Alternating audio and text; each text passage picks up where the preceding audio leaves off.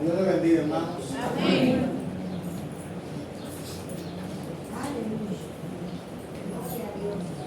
¿Alguna vez alguno de ustedes ha descubierto el efecto que tiene la oración a Dios en medio de una dificultad? Amén, gloria a Dios. Amén. Amén. Cuando uno tiene un problema, la tendencia natural es a lamentar, a clamar a Dios, a llamar que te ayude. Eso es lo instintivo. Pero, miren, van dos ocasiones en mi vida en las que yo tengo que hacer eso. Y lo he hecho no como un recurso primario, sino mirando para acá y mirando para allá. En la desesperación del momento, he recurrido a la adoración. Uno debe hacerlo de manera primaria, pero le digo como yo lo he hecho. Y no quiere decir que eso sea lo correcto. Hace un tiempo, unos años, yo tuve una crisis respiratoria. Llegué a un punto de congestión que no podía respirar. Al principio respiraba por la boca pero llegó un momento que sentía como que el aire que me entraba por la boca llegaba caliente a los pulmones. Era una cosa que no había que hacer. Y entonces quise llorar, pero ya era la madrugada y no sabía qué hacer. Entonces, había en mi casa, era la época de los radios grandes que la gente tenía en la casa con dos bocinotas. Y yo puse ahí una alabanza suave. Y me quedé tranquilo y empecé a respirar lentamente. Y empecé a adorar a Dios en mi mente. Y esa alabanza, hermano, fue como si me hubieran aplicado un bálsamo. Una medicina. Lo primero que se produjo en mí fue una tranquilidad. Y ahí estuve con esa tranquilidad, escuchando una alabanza tras otra y adorando a Dios en mi mente, hasta que amaneció. Y pude ir a los dos doctores amigos míos. Gloria a Dios. Pero esta semana, hermano, he tenido el cuello como que me dieron un golpe, un dolor terrible, y no quería ir al médico.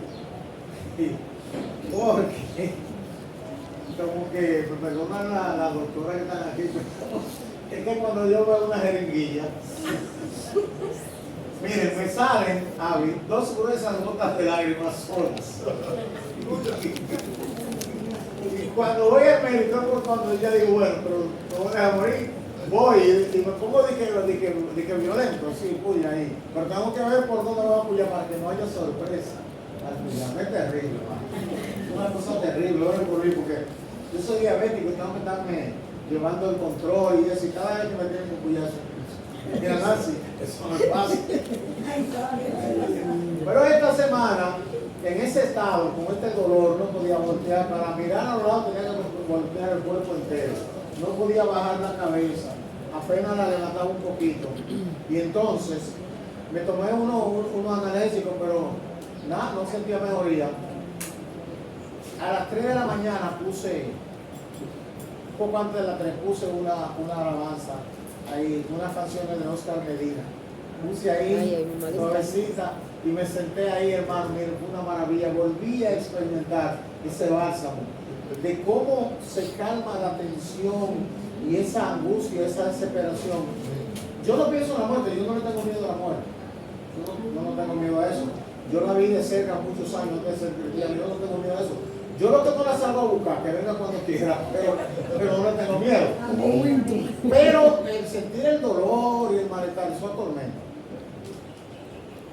Y probé una vez más que adorar a Dios en medio de la dificultad es una cosa maravillosa. Aleluya. Dice la Biblia, por nada estéis afanosos. No se angustie por nada. Ponga todo en la mano de Dios. Y hay situaciones difíciles. Póngale en la mano de Dios. Y confíe en Él. ¿Cómo fue que dijo el salmista? Pacientemente Esperé Jehová.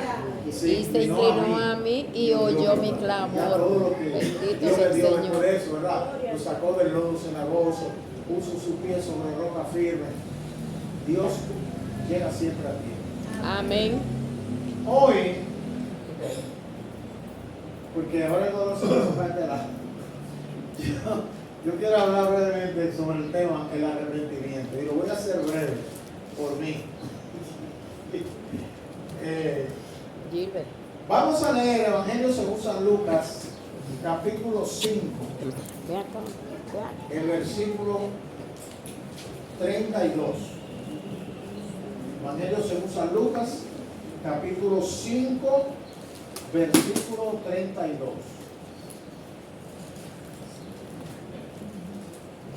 Ahí, alguien que lea fuerte me puede ayudar. Lucas 5, 32. Otro es el que da testimonio acerca de mí. Y sé que el testimonio que da de mí es verdad.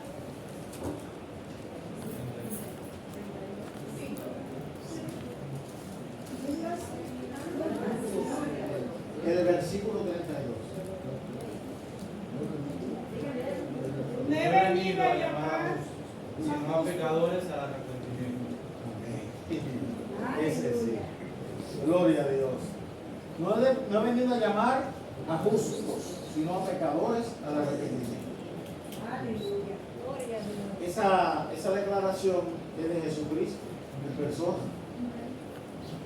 Porque en el tiempo que él vivió en la tierra, era norma en la cultura judía que al malo se le trataba de lejos.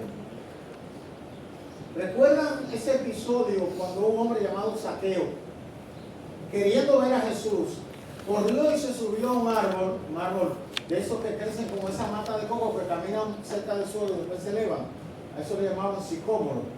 Y él se subió trepando la mata porque era pequeño y la estatura de la gente no le permitían verlo. Y Jesús lo llamó: Zaqueo, bájate de ahí, porque es necesario que yo hoy pose en tu casa. Y Zaqueo era publicano. Un publicano era un empleado del gobierno romano que trabajaba en cobrar impuestos y engañaba a la gente, cobraban de más. O sea que Zaqueo era un ladroncito. Y entonces la gente murmuró: mira este profeta, mira, él no sabe en la casa que está. ¿Quién es ese tipo? Para los judíos, un publicano era lo peor. Y Zaqueo se paró y dijo: Señor, si yo he engañado a algunos, se lo devuelvo cuadruplicado hoy. No dijo, yo no engaño a nadie, no. Dijo, se lo voy a devolver cuadruplicado, se lo voy a devolver con la ganancia que debió haberme dejado ese bien ajeno después que lo tengo. Y cuando Zaqueo dijo eso, Jesús dijo: hoy ha llegado la salvación a esta casa, Aleluya. Gloria a Dios. porque él también es hijo de Abraham. Entonces, Jesús dice que no vino a llamar a justos, sino a pecadores al arrepentimiento. Igual dijo que los sanos no tienen necesidad de médico, sino los enfermos, hablando de la parte curativa. Los sanos deben ir al médico como prevención, pero en ese contexto la gente iba al médico cuando estaba enfermo, y entonces él dice: van los que están enfermos, no los que están sanos. Por tanto, él dice: no he venido a llamar a gente correcta, sino a gente incorrecta, para que se aparten de la incorrección y hagan lo correcto. Pero él dice que cuando viene a llamar a pecadores, es a llamarlos al arrepentimiento. Cristo no te condena, Cristo te salva, pero Cristo te desafía a arrepentirte de lo que te condena. El arrepentimiento es un sentimiento de pesar por haber hecho algo malo o haber dejado de hacer algo bueno, pero también expresa la voluntad de la persona de no repetir lo malo que sabe que hizo. Hay gente que hace cosas malas y se entera después, y entonces, wow, pues yo lo hice mal. Es ese dolor que lo compele a cambiar de dirección, a cambiar de actitud, a virar hacia el lado contrario de donde iba cuando pecaba. Entonces, es necesario arrepentirse. Ahora, la Biblia presenta la base del arrepentimiento. Aquí sí me van a ayudar, por favor. Yo voy a mencionar personas que van a ir leyendo esa cita, nada más son 4. Yo le dije que por mí vamos a terminar temprano.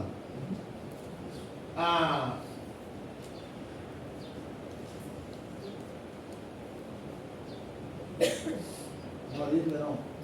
Alonso va a leer Mateo 3, 1 al 2. Bueno, léase listo.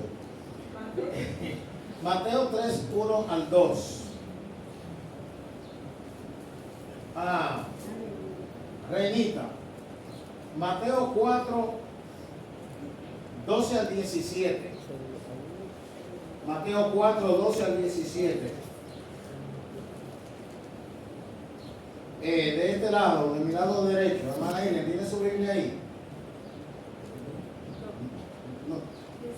¿No tiene su Biblia aquí?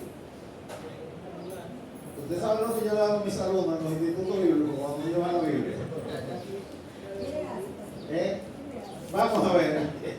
No, yo le digo siempre, mis hijos, pero esto es un instituto bíblico. La Biblia es el libro de texto. Si fuera de contabilidad, usted tendría un documento de contabilidad, pero una Biblia. Bueno, no está bien. Pero a veces usted no tiene la Biblia ahí en físico, pero la tiene en el celular. Bernarda, Mateo 10, 5 al 7. Mateo 10, 5 al 7. Y, hermana Felicia, Hechos 2, 36 al 38. Vamos a ver la base bíblica. Ahora, Mateo 3, 1 al 2. Escuchen. Perdón, Hechos 2, 36 al 38. Listo. En aquellos días vino Juan el Bautista, predicando en el desierto de Judá, y diciendo: arrepentidos, porque el reino de los cielos se ha acercado. Pues este es aquel de quien habló el profeta Isaías cuando dijo: voz del que clama en el desierto, preparad el camino del Señor, enderezad sus sendas. Bien. Juan el Bautista era un individuo de la orilla que comía langosta y miel silvestre y se vestía de piel de animales. No vivía en los palacios, no bebía vino, no era un individuo de la alta sociedad, diferente a Jesús. Jesús es un hombre de la sociedad, lo invitaban a los famosos, los adinerados, una figura pública. Juan el Bautista era una figura discreta. Pero al hablar de él, Jesús dijo: de mujer no ha nacido uno más grande que Juan el Bautista. Juan el Bautista en la Biblia es definido como aquel mensajero que habría de venir delante del Señor para allanar el camino, tratar de hacer que el corazón de los padres se volviera a los hijos, que la gente cambiara de actitud. Y por eso, cuando él empieza a predicar, dice: arrepentíos. Su llamado es al arrepentimiento, pero este llamado al arrepentimiento está acompañado de una razón. Oiga bien, no sé si ustedes han escuchado personas predicar y decirle al otro: arrepiéntete para que no te vayas para el infierno. Si no te arrepientes, el diablo te va a llevar. Hay unos hermanos que son predicadores infierníferos, diablosos. Y sí. Entonces, fíjense el motivo bíblico del llamado al arrepentimiento. Liz leyó: arrepentíos. ¿Por qué? Porque hay un infierno. Porque el reino de los cielos se ha acercado. Es decir, hay una exigencia de arrepentimiento, pero hay una motivación extraordinaria y positiva. Tú debes arrepentirte porque el reino de los cielos se ha acercado. Es decir, arrepentirse te pone en condición de entrar al reino de los cielos. Así que vas a venir arrepentido a los pies de Cristo, no por miedo al infierno, sino por amor al reino. Usted ha visto gente que se convierte porque se sueñan y que todo está quemando. que todo, y vienen asustados. Yo conocí una vez que se convirtió y ese muchacho supo una cosa estrepitosa en la iglesia. Y que él vio que la gente estaba quemando, que estaba cayendo fuego del cielo, y que él, y asustado, y dijo, yo no me quiero perder, y fue, y oraron por él en la iglesia, y yo una algarabía, y durante esa semana siguiente ese muchacho era un fuego, predicando en todas las actividades de la iglesia, cuando se le olvidó el sueño. Oiga, cuando se le fue el miedo, porque cuando una gente está en algo, porque le agrada, porque le gusta, tiende a durar más en eso que el que está ahí porque lo están enseñando fuera. Porque el que lo están enseñando fuera está mirando a ver si no está para entonces salirse. Ustedes no han visto gente así que se convierten y son fogosos, bulto, mucha espuma y poco chocolate, bulto, pero a la primera dificultad se apartan del evangelio. Pero el que se convirtió porque ve las promesas de Dios, se acerca al reino de los cielos, hay promesa de vida eterna, difícilmente Gloria a Dios. Así es. tiene una motivación positiva. No está basado en el miedo, está basado en la esperanza. Vamos a ver la otra cita, Mateo 4, 12 al 17.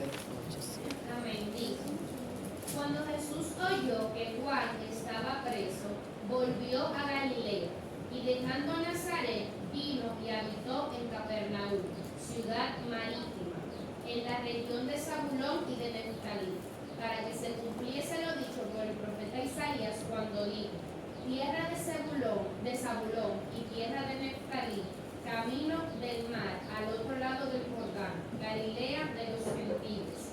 El pueblo asentado en las tinieblas vio gran luz, y los asentados en región de sombra de muerte, luz les resplandeció. Desde entonces comenzó Jesús a predicar y a decir: Arrepentíos, porque el reino de los cielos se ha acercado. ¿Qué les parece? Jesús y Juan tenían el mismo mensaje. Arrepentíos, porque el reino de los cielos se ha acercado. Usted debe tratar de parecerse a Jesús y predíquele a la gente que hay un reino que Dios prometió y que para entrar a ese reino hay que arrepentirse de los pecados. Amén. No se lleve de que predicadores famosos que andan asustando a la gente y mandándolos para el infierno y aterrorizando. Ese no es el mensaje del Evangelio. Ese no es el mensaje del Evangelio. El mensaje del Evangelio es el que llama al arrepentimiento por esta razón que da la Biblia. Porque el reino de los cielos se ha acercado. Juan el Bautista y Jesús eran parientes. Ustedes sabían, ¿verdad? Eran parientes. Y uno estaba conectado a la línea del otro, aunque se criaron en ambientes distintos. Pero sin embargo, mire cómo tenían coherencia en el tipo de mensaje que comunicaban. Vamos a ver la otra cita. Mateo 10, 5 al 7. A estos 12 envió Jesús y le dio instrucciones diciendo: por camino de gentiles no vayáis en ciudades de samaritanos, no entréis, sino id ante a las ovejas perdidas de la casa de Israel. Yendo, predicar diciendo: el reino de los cielos se ha acercado. Miren, ustedes ven la secuencia. Aquí no usa la palabra arrepentimiento, pero está sobreentendida. Está en los otros textos. Que aquellos a quienes llama el reino los desafía a arrepentirse. Primero Juan el Bautista, luego Jesús, y luego Jesús cuando envía a los 12. Y hay otro pasaje bíblico cuando Jesús envía a los 70 de 2 en 2, le dice lo mismo. Llamen a la gente porque el reino está cerca. Es como decir, hay una oportunidad para el que se arrepiente, para que no la pierdan. Díganle a la gente, arrepiéntanse, porque el reino de los cielos se ha acercado. A veces pensamos que este llamado al arrepentimiento es para los que están fuera. Nosotros debemos examinar nuestra vida constantemente para ver si hallamos una razón de la cual arrepentirnos. Haga una miradita hacia adentro, una introspección y piense. En esta semana, ¿Cuántas veces pequé contra Dios? ¿Cuántas veces pequé contra mi hermano? ¿O cuántas veces pequé contra mí mismo? A veces pensamos que pecado, dicen algunos, yo no tengo de qué arrepentirme, porque yo ni he matado ni he robado. Porque creemos que solo los peces grandes son peces. Una ballena es un pez y es grande, pero una sardinita es un pez y es chiquito. Yo no le hago daño a nadie, pero cuando usted le da una pedrada a un perro, usted no hizo daño. Cuando usted corta una rama de un árbol sin necesidad, usted no hizo daño. No dice la Biblia que Dios puso al hombre en el Edén para que lo labrara y lo guardara. Cuando usted daña la naturaleza, usted está pecando. Cuando usted murmura de su hermano, su lengua que Dios se la dio para adorar a Dios, para bendecir, y usted la usa para maldecir, no está pecando. Cuando usted está pendiente a sacar la paja del ojo del otro y con un tronco en el suyo, usted no está pecando. Entonces uno tiene que examinarse para hallar motivos de arrepentimiento constantemente. El salmista David era tan cuidadoso con eso que él le decía al Señor, líbrame de los pecados que yo no sé. Líbrame de pecados ocultos. El patriarca Job hacía sacrificio por sus hijos, por si han pecado. Entonces tenemos que estar vigilantes. Hechos 2, 36 al 38.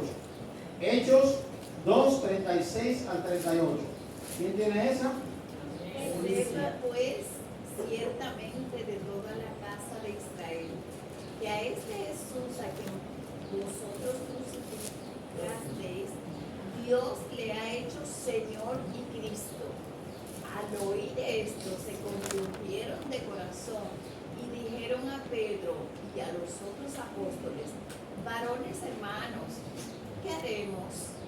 Pedro les dijo, arrepentíos y bautícese cada uno de vosotros en el nombre de Jesucristo para perdón de los pecados y recibiréis el don del Espíritu Santo. Oiga, qué hermosura. Esa gente, ¿qué fue lo que vieron? Eso fue el día de Pentecostés que pasó eso. Vieron la manifestación de Pentecostés y consideraron que los que estaban allí estaban borrachos. ¿Por qué? Que la Biblia no describe qué señal física había que hizo que algunos creyeran que estos estaban borrachos. Pero es lógico, ¿cómo uno ve el borracho? ¿Usted no ha visto los borrachos? Como que están mareados, no tienen estabilidad. Probablemente el impacto de la presencia del Espíritu Santo produjo eso. Ese estremecer del cuerpo. Usted no ha visto que la gente hace eso cuando siente esa presencia majestuosa. Hay quienes no, hay quienes se hincan y se agarran, pero hay quienes no, hay quienes se sueltan a esa presencia y tú lo ves que se estremecen, lloran, unos hablan en lengua, otros levantan la mano. Es una reacción que parece de borracho. Por eso dice la Biblia, no se embriaguéis con vino en lo cual hay disolución, antes bien, sed llenos del Espíritu Santo. La llenura del Espíritu Santo puede producir una reacción parecida. Por eso, cuando ellos lo vieron así, dijeron, tan borrachos. Y Pedro se paró y le aclara, no están borrachos. Y cuando le explica y le cita la profecía de Joel capítulo 2, versículos 26 y siguientes, ellos reaccionaron. Relacionaron lo que estaban viendo con lo que la profecía decía. Y ahí preguntaron, varones, ¿qué haremos? Quedaron sin rumbo, sin capacidad para tomar una decisión ante lo que estaba delante de ellos. Y Pedro entonces los orienta. ¿Qué es lo que dice Pedro? Arrepentíos y bautícese cada uno de vosotros en el nombre de Jesucristo para perdón de los pecados y recibiréis esto que ustedes están viendo aquí, lo que ellos estaban viendo y que creían que era borracho, y recibiréis el don del Espíritu Santo. Eso indica, oiga bien, eso indica que el que no se arrepiente no recibe el don del Espíritu Santo.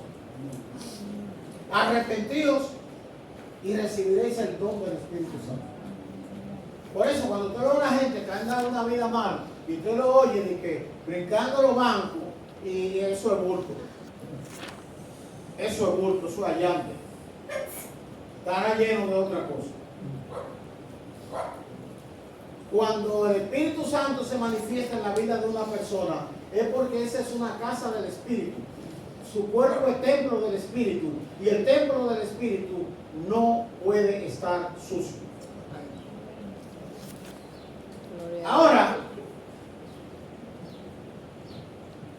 ¿cuáles cosas vemos en el que se arrepiente?